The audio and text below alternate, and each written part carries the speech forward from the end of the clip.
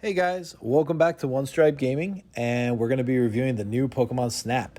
Now, as per usual, we're going to keep this as spoiler-free as we possibly can, and we're going to focus on the main first area of the game for footage, but we're going to go in depth a little bit more about everything. Now, the game will start you off as a Pokemon photographer who visits various islands in the Lental region, and you're helping to, do research studies for Professor Mirror and his assistants Rita and Phil, and you're literally going to be in this laboratory that's called Laboratory of Ecological and Natural Sciences, or LENS for short. And all the photographs that you help will build up this photo dex of theirs. And the game actually features over 200 different Pokemon for the player to literally just photograph.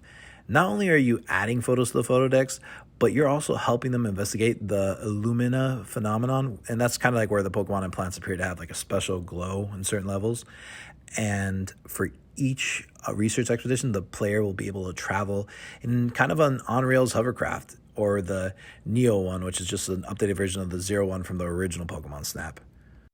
Now, the game goes through multiple habitats, including jungles, deserts, and beaches. Now, each of those areas can actually be visited during the daytime or at night in order to photograph different types of Pokemon. Now, each photo that the player actually takes will get graded by Professor Mirror on a scale of 1 to 4 stars. And take into account that a lot goes into these photos, like how close that Pokemon is and whether or not they're facing the camera. And not only that, you can decide to save those photos to your photo dex, which can hold up to about 4 photos of each Pokemon, which is basically 1 at each rating. And as you start to take higher quality photos, you'll earn expedition points that go toward improving your research level of each area in the Lental region. Now, the higher research levels will open up more levels to explore in those areas.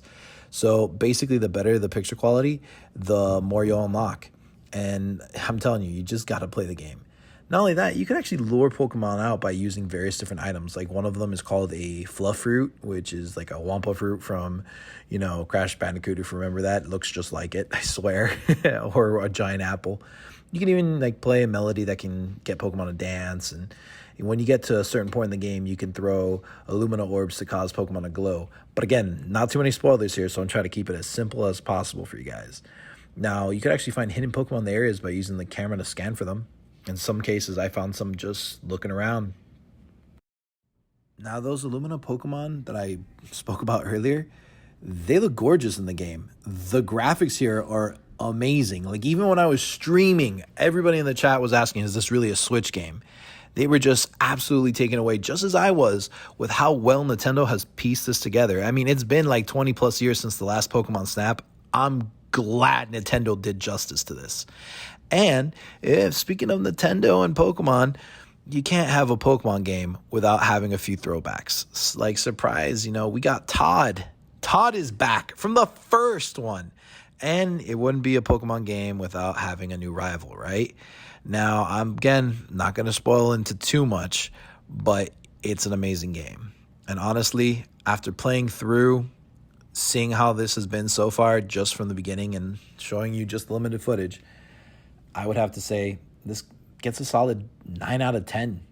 At least for me, it does. And if you guys like this quality review, feel free to follow.